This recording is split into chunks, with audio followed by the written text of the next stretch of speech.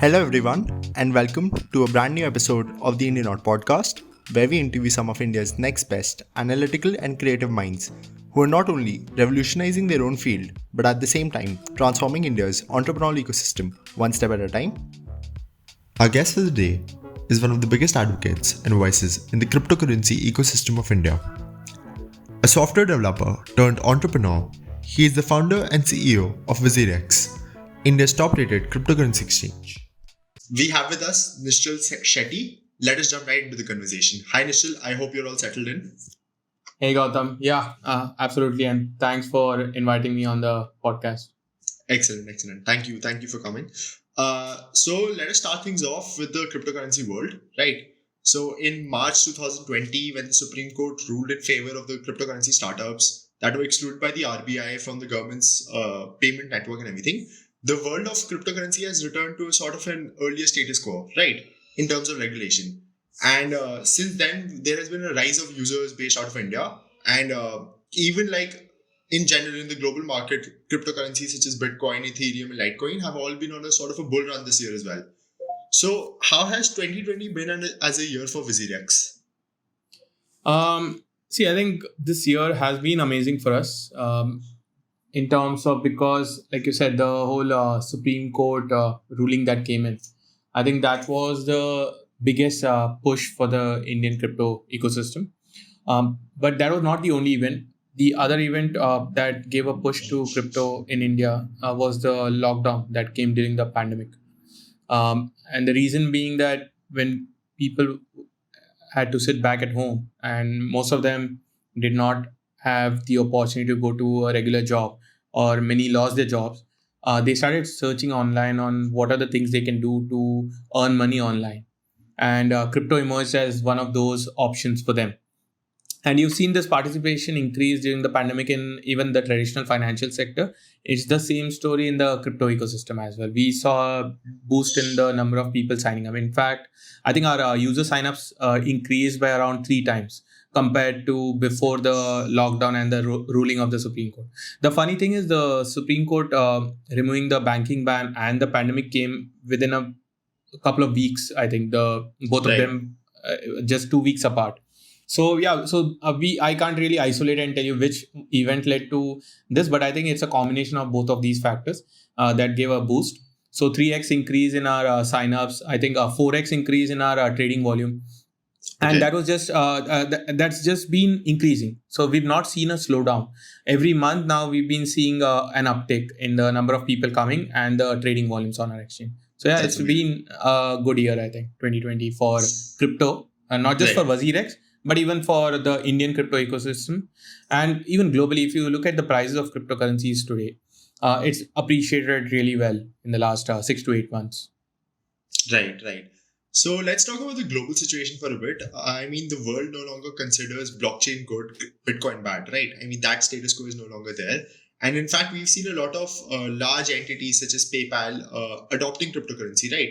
So even PayPal announced that cryptocurrency integration will now be applicable for all their accounts. We've seen Twitter CEO Jack Dorsey's other startup Square buy $50 million worth of Bitcoin back in October 2020 itself.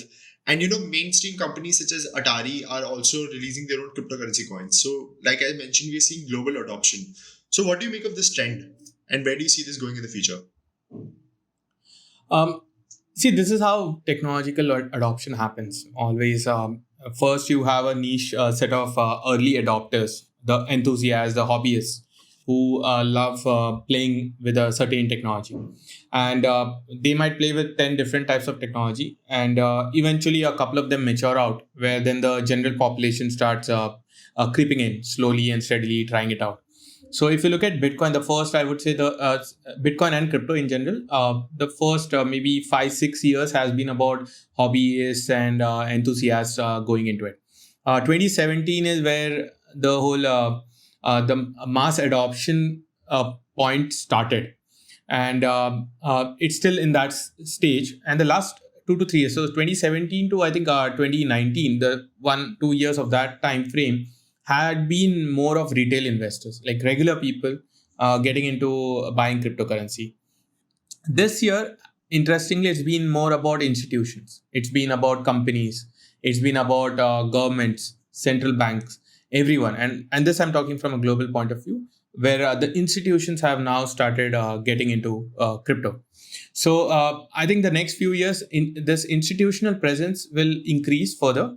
And while retail always is good from a number of people participating, institutions bring in the a bulk of the investment money that comes into any market. Right.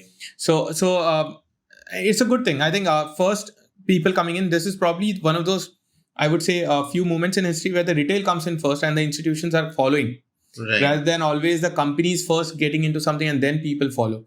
So this is a good thing, and that happened in crypto. Stays true to what crypto was about, equal access to anyone, anywhere in the world, and that is happening. Now the blockchain is good, Bitcoin is bad narrative. See, it's not like a 0 and 1. It was happening before in the US. Like if you think about 4 or 5 years ago, this narrative existed in the US.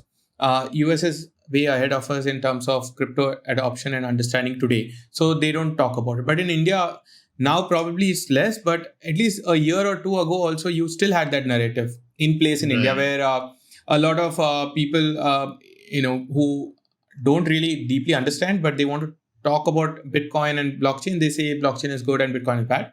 Now I think it's reduced, and it's reduced primarily for a number of reasons. The biggest being that there are startups like us who are vocal about what this technology is, what are the use cases, why you need to see them as one rather than, I think I spent a lot of time explaining to people, like, if you were to segregate blockchain and Bitcoin or crypto, that's like saying the internet is good and websites are bad.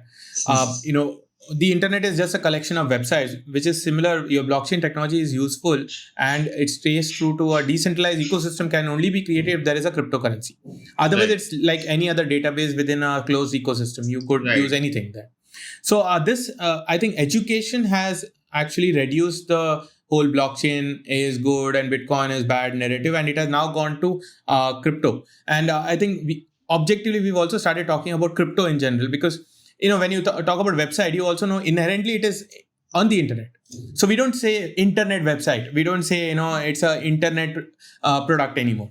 So I think the term crypto will become ubiquitous overall over a period of time, where people will then understand that when you say crypto, you mean to say it's a blockchain based technology, and crypto is the thing that helps you keep it public. So I think education is probably the biggest. And the other important thing is, when you see, this is what is new technology. There is always confusion, and when the technology matures out, people automatically get to know what it is. Like for example, if you look at the internet also, a long time ago, people said if you buy something on the internet, you will never get it. It's going to be a fraud. People just take your money and run away. But today, you trust. You buy anything on the internet because you know that you can gauge what is a scam where you pay and you don't get the stuff you order, versus there are products where you can order and you will get it at home. You never wonder today that I paid, and you also know there are protections in place for you to get your money back.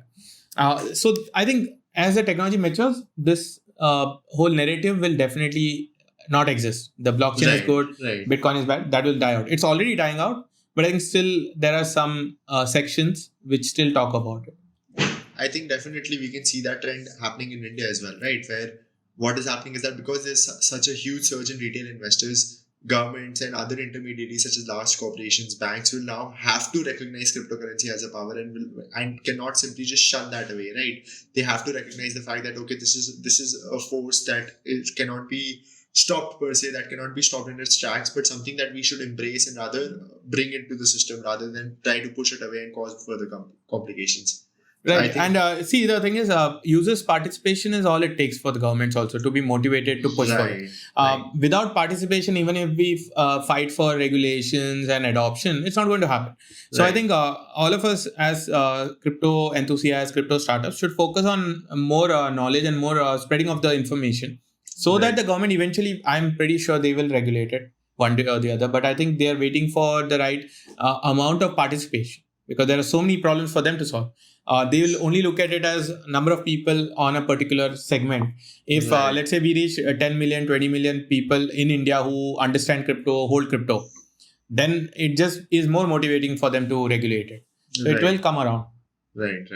Makes sense. Okay. Similar to how blockchain was a buzzword for the longest time in the cryptocurrency space, the new buzzword is DeFi, which is like decentralized finance.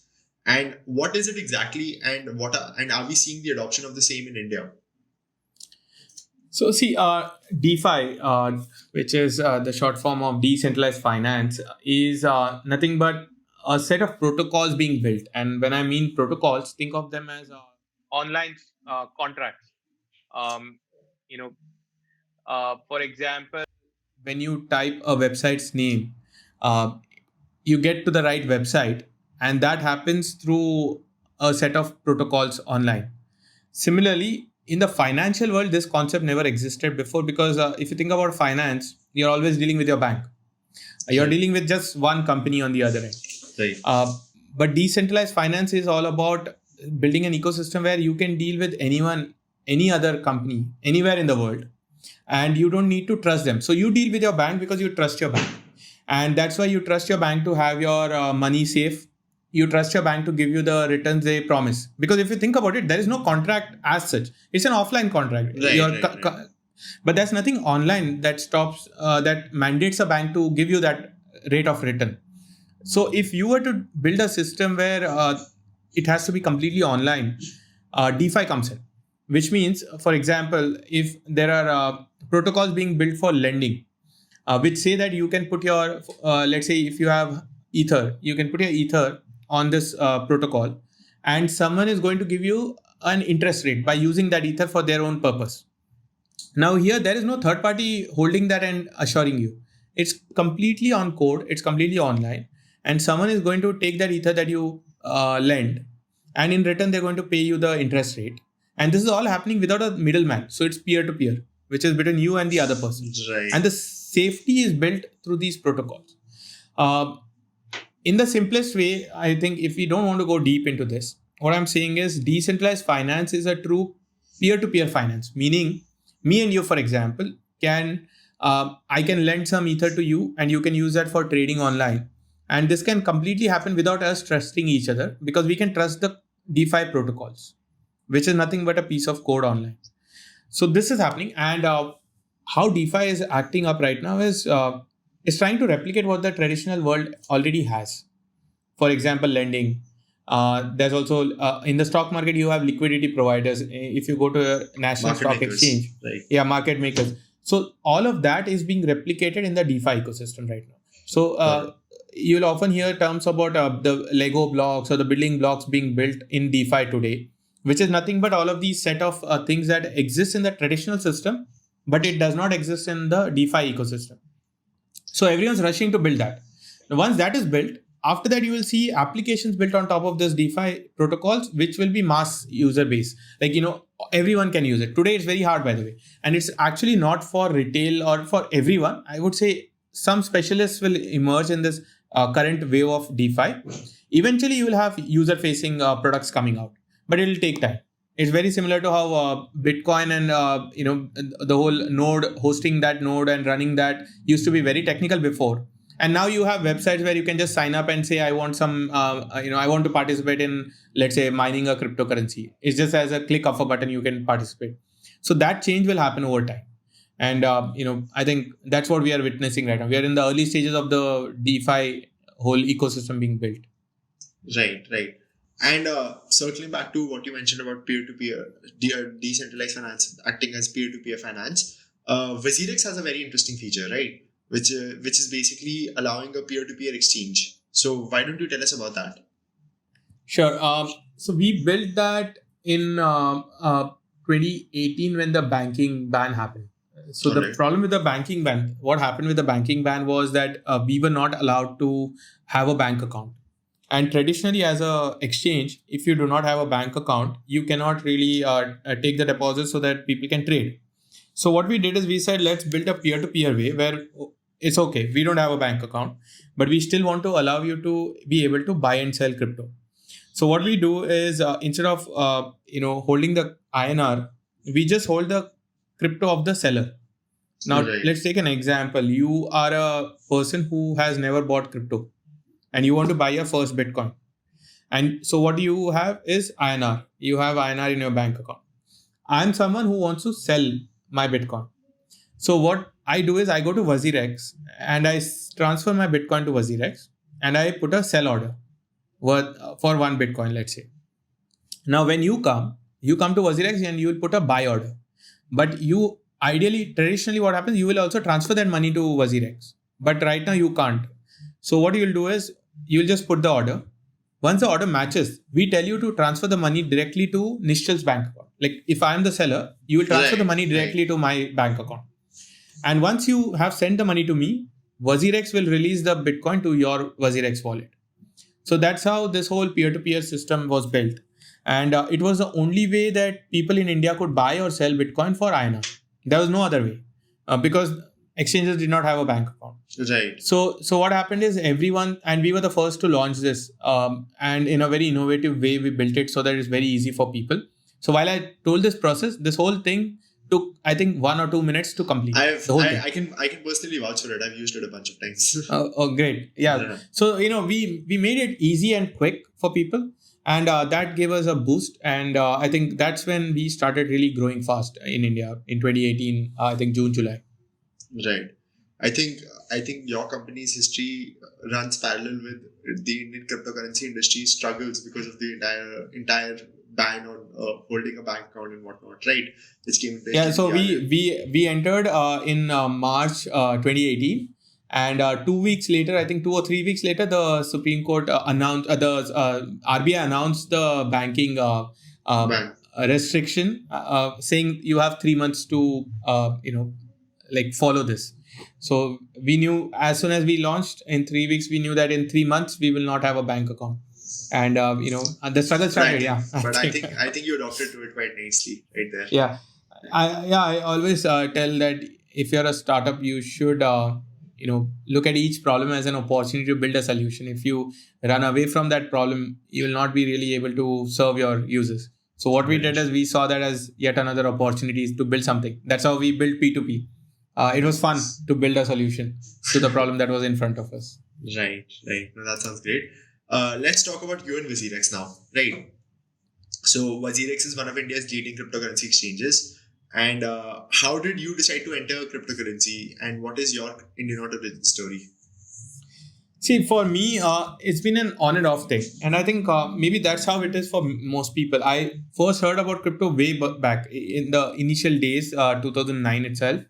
And I also, because I was deeply into trying new stuff all the time.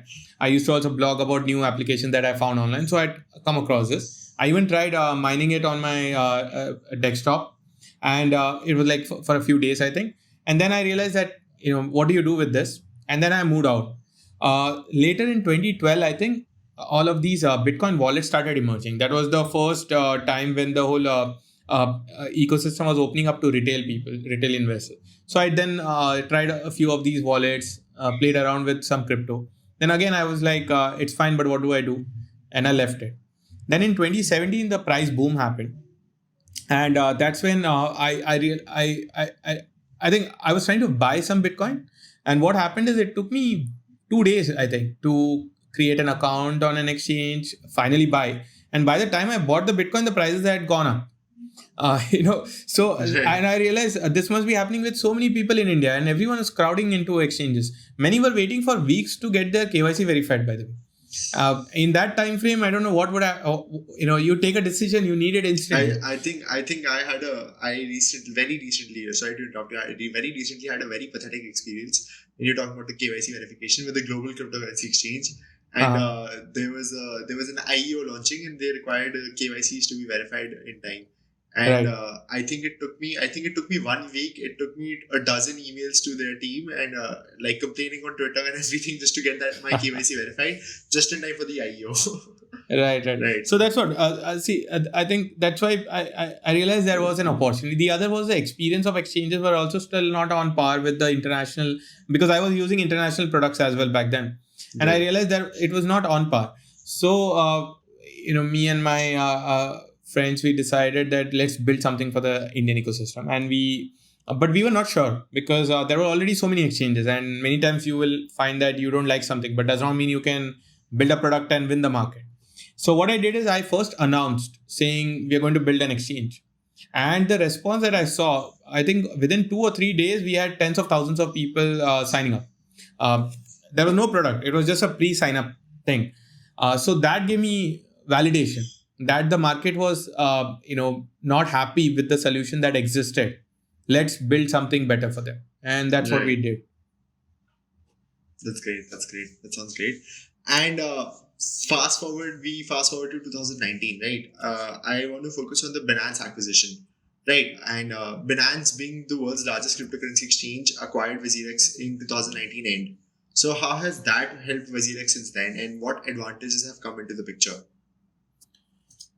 See, for us, one of the biggest motivator for getting into this acquisition was the fact that Binance is one of those rare companies which has grown to be like a $1 billion plus revenue company in under 2 years. That's like the fastest any company has gone in the entire world. And they also have understanding of what the crypto ecosystem is globally. So I was very keen on getting WazirX in a similar growth trajectory where we can grow rapidly. And I realized that if we get acquired, we can gain all of that knowledge. More than anything, I'm always hungry to know how to grow faster than what I've been growing. And this seemed like that amazing opportunity. And also with the fact that the viewpoint about how crypto should be and, how we should get it to the right kind of people, we should make it easy for people to access crypto. I think all of that aligned as well. So there was mission alignment. There was also, what we needed, which was growth, faster growth. We saw that we could get that. So with that, we got into the acquisition, and I think it's stayed true in terms of growth. Because if you see the last 12 months, we've grown tremendously. I think our volumes have grown about 7 or 8x compared to what we were doing at the time of getting acquired. So I see it's always a combination. It's never a 0 and 1 saying this acquisition gave us 8x. The team worked hard. The Supreme Court ruling came in. The pandemic lockdown came in. Definitely. So it's always a bunch of things. A lot of things aligned. Right. But then this is also one of those factors because I'll tell you how it helped us. I think some of the key thing was one is opening the doors to all the crypto projects globally. Before the acquisition, for example, we had trouble getting different crypto projects to look at India as an important market. Right. They were not concerned. They saw, because what happens, many projects, they see the number of people, the number of, let's say, the volume in different exchanges. Then they say India as a crypto market is very small. Right. So, but once we got acquired, everyone wanted to partner and launch their cryptocurrencies in India. So we brought a lot of different project teams to market in India. And if you see, it's a chicken and egg problem. If they don't come and market out here, the market will also not grow. So now the market has grown. And, I would say this is one of those importance of being with a large brand. It opens up doors which otherwise don't easily open up for you. I know I can get meetings with any project teams in the crypto ecosystem because we are part of Binance. So that's been like a very good thing. Of course, there are many more things, but this is just an example I wanted to give you. I think let's just focus on the projects aspect of it, right? I think in India as well, slowly, people are moving away from the stable coins, right? People are moving away from Ethereum, Bitcoin, Litecoin, and all the, I don't know whether Monero would be included or not, but people are moving away from the stable coins and are trying new launches, are trying recently launched products, and are actually reading about the project, right? They're reading about what are the applications, what are the use cases of this entire coin and everything, and then investing in that. So has that trend emerged, or are people still sticking to the ones they always hear about, whether it's Bitcoin, Bitcoin Cash, etc.? See, the thing is, the largest is definitely Bitcoin. That's because your initiation into crypto usually happens because of Bitcoin. Most people, their first purchase is Bitcoin. Right. I know mine is. I know a lot of people. So Bitcoin, when we look at our trading volumes, when we look at the user holdings, Bitcoin dominates by a large margin. But yeah, technically everyone's first would be USDT, right? Just so they can buy Bitcoin. Yeah, that was before before the ban. But now again, directly you can buy with INR. So now it's increasing. Yeah, but otherwise, USDT would be the biggest. But we've been seeing this shift in the percentage holding. Bitcoin is still the leader, but it's gotten less in terms of percentage compared to what it was in early 2018, the beginning of that year. And yeah, now what is happening is people see it also is risk appetite. Many people don't want to take the new cryptocurrencies are always more riskier because they are in the early stages compared Extremely to unstable. Right. yeah, compared to Bitcoin, which has shown you 10 years of existence. Right. So risk appetite also makes a large difference here. But yeah, we are seeing people getting more actively into newer projects, but after learning about it. And I would always recommend that don't simply just put it because you saw something go up by 10% or 20% in a day. Right. It can also come down by 20 or 40% in a day. Right. The upsides and the downsides, both, they always level up. So you have to be careful. But I think it's also a sign of the maturity in the industry.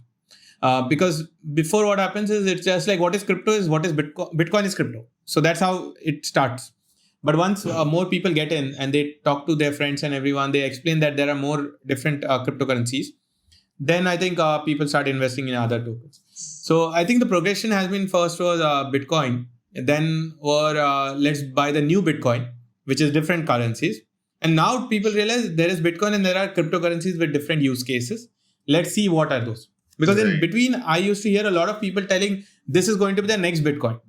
And that is not the right approach. And a lot of people also thought that everything is the same. It's just cryptocurrencies competing with each other. Now they know there are different use cases and there are different reasons why each of these cryptocurrencies are built. But otherwise before, and I think the website philosophy, the website example is always easy for people to grasp. I tell them that, the way Facebook, Twitter, or Google are different kinds of websites. In a similar way, treat the cryptocurrencies. Each has their own use cases and each have their own purpose. Right. So I think that is leading people to buy new kinds of cryptocurrencies and try them out. Right. And, I think as maturity increases and, as the depth of the market of a single cryptocurrency increases, the cryptocurrency will also become less volatile with time. And, just that example of how, like you mentioned, how 10 years of Bitcoin has now led to it being considered stable. You'll also see other cryptocurrencies in the future emerge, which can be considered stable. Absolutely. The only thing is, I think with Bitcoin has the advantage of being like a store of value. So it does not really have to prove a new use case to people. Trust in Bitcoin is what it is. The other cryptocurrencies, they also need to keep increasing their use cases because these are utility tokens, So while you can hold them for a long time, but you should be careful about the use cases. Are they being used more and more? Because they need to be used more and more for their value to increase. Right. So I think that's a big difference. Right. Okay. Let's talk about India now. Okay. So cryptocurrency is still considered taboo, sadly, by banks and the RBI. And there is essentially no regulation as of now, right? After the Supreme Court ruling. So what do you see happening in the future, and what, according to you, should be the way the government treats the cryptocurrency and regulates it? See, I think compared to 2.5 years ago, the outlook is much better today amongst the government, in the banks also. I mean, before, if out of 10, I would say 9 banks would be against it. Today, maybe out of 10, it's 5. So, it's showing progress. And I think this is how it will progress. Maybe the next 3 years, I will tell you that maybe 20% of the banks are against it. And this will exist till there is regulation. Now, coming to regulation, like I said, the biggest motivation for a government is the number of people involved in a sector. And that has been increasing. Now, if it continues to increase, I think in the next 1 or 2 years, maybe the government will get into understanding and regulating crypto. But it is going to take longer. I don't mind the status quo right now. But the problem that I see with the status quo and with the government not coming in is from a bigger perspective, India will be behind other countries. Because, clear regulations bring in more companies, more startups. It also encourages people to participate more freely. It brings in consumer protection. It makes sure that the bad actors are, out of the system, because one bad actor spoils it for the rest of the people. Right. So I think, which is why I've been pushing personally for a regulation. Though the status quo is good, many say that the status quo is good, let it remain. But I think we can do better. As a country, also we can do better if we bring in some regulation. So what we are doing as a industry, we're all part of IMAI, and there are many exchanges. What we are doing is building a code of conduct for all of us to adhere to. Because see, we can fight for regulations, but does not mean we don't follow some basic things right away. We are already doing that. Like KYC, for example, no one has mandated us to do that, but we are doing it. So we are Right. putting together a set of code of conduct, and we are going to all adopt that and release that, and also send it to the government, saying that this is what we are already following. You can use this as a template to get started, to maybe monitor or to interact with us. So that's Right. the direction we're going. And this is how, see, the thing is, this is the first time for all of us. I'm sure even you asking about something regarding regulation, and looking forward to regulation. I don't remember the last time I was looking for regulation in anywhere in my life. Right. Uh, Right. or thinking about what the government is going to do in what I'm doing. Right. Right. So this is a first for all of us. But if you look at any of the rules that have been formulated, it always takes a long number of years, many years before it comes into effect. So we can't expect the government to overnight say, okay, now we will regulate crypto. It's not going to happen. All we can do is take baby steps. And I think as an industry, we are doing that slowly and steadily going towards it. So maybe 2 to 3 years, I think India will have some sort of a, I would say, if not a regulation, but at least some do's and don'ts from the government. I'm pretty sure about it. Some regulator will say, you can do these things, you cannot do, the other 5 things. I think that will happen maybe in the next 2 to 3 Right. years. Right. Right. I have 2 more questions for you now. Right. So, firstly, what's next for Visirex and Nischal Shetty? So, what exciting plans do you have for the future? See, I think for WazirX, our only objective is how do we bring in more growth into the company, and by servicing our customers. So the first important thing is we always listen to what our people want, and we run feedback loops all the time. And I think the one thing that we've been focusing on is making it easier and easier for people to buy their first Bitcoin. Like what I Right. told you, the reason why we got into this was it took us a long time to buy that first Bitcoin. So we've been making it easier. I think today, if you have the right documents and everything is correct, uh, I've seen a large number of our users buy their first Bitcoin within the first 5 minutes, and that we want to increase. And to increase that, you have to build a product that's more stable, better, and you also have to increase awareness. So we've been working on a lot of educational partnerships and educational programs. We'll continue to do that. But yeah, I think making it easy for people to buy their cryptocurrencies, hold them, and ensuring that people know what they are buying and what they are getting into, the educational part. These two are our main focus areas. I wouldn't go into details on the features, but when you hear us releasing some feature, you'll realize it's in this direction. But this is the major objective. For me, see, I've been personally, I've been excited about the whole crypto ecosystem in terms of the technology, in terms of the progress, and the fact that India as a country has this opportunity to be there early. And I think one of the best ways that we can contribute is by building large companies. So that's what I'm trying to do. And I encourage others also in the crypto ecosystem. I try to help out whoever wants to build companies. Because let's say, take the example of the US, for example, has about $5 billion companies in the crypto space. In India, we do not have even $1 billion company. So Right. what's the motivation for the government also? Now, Right. fast forward 2 years from now, we have, let's say, $3 billion companies, maybe hiring and giving jobs to thousands of people. Then there's a motivation for the government to come in and see how we can go from $3 billion companies to maybe $10 billion companies or $20 billion companies in this sector. Right. So I think how I believe we should personally contribute is by doing our best to be successful in this ecosystem. Right. I think that's the best way.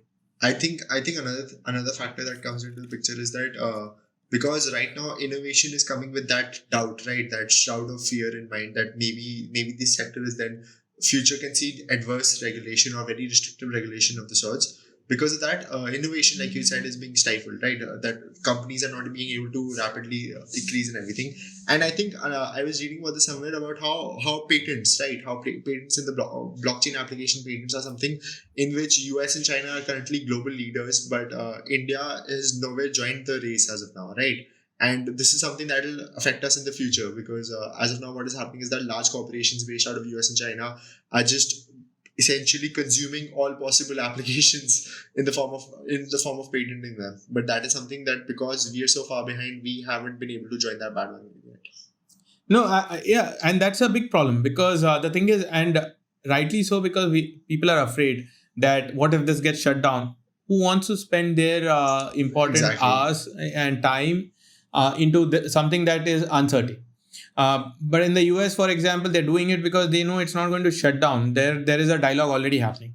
Right. I hope that happens here, and I'm confident it will. But somewhere we all have to take some risks to get into it early. Right.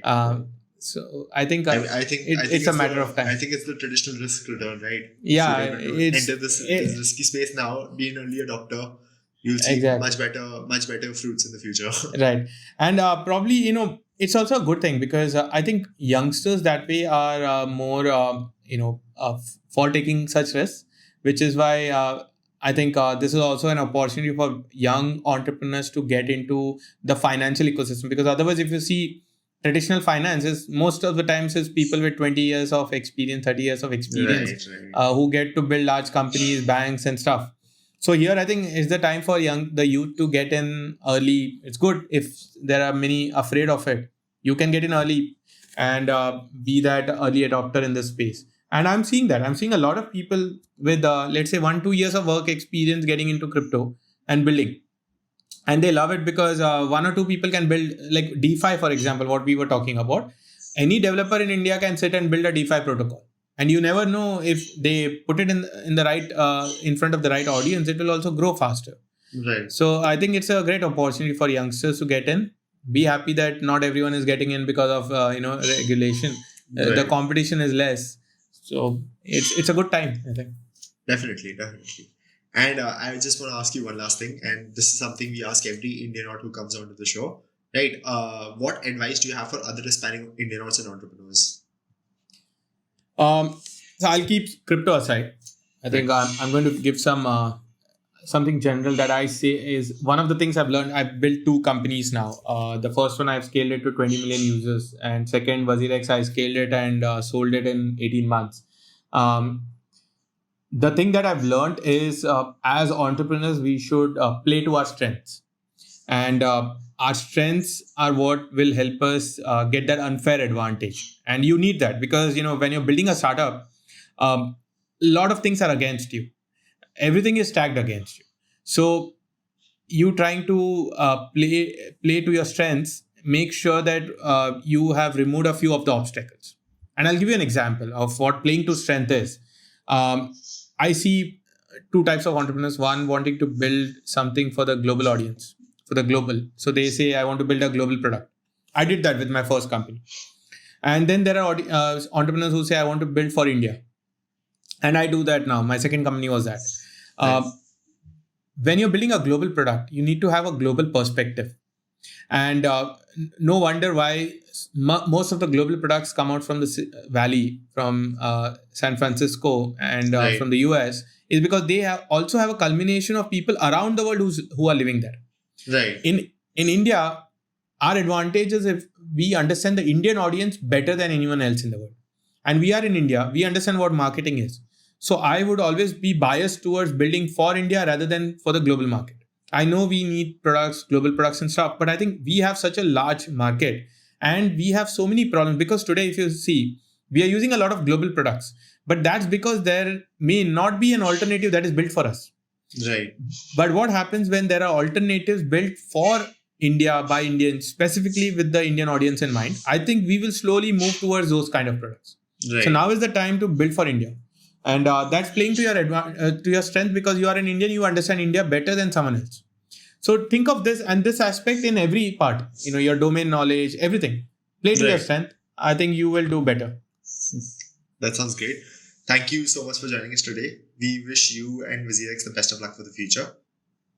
Thanks for having me on the show, Gautam. Thank you. It was a pleasure. You so much. The Indianaut Podcast is available on YouTube, Apple Music, Spotify, and Google Podcasts. Be sure to follow us on Instagram and Facebook to receive all updates on the upcoming episodes. We'll see you in the next one.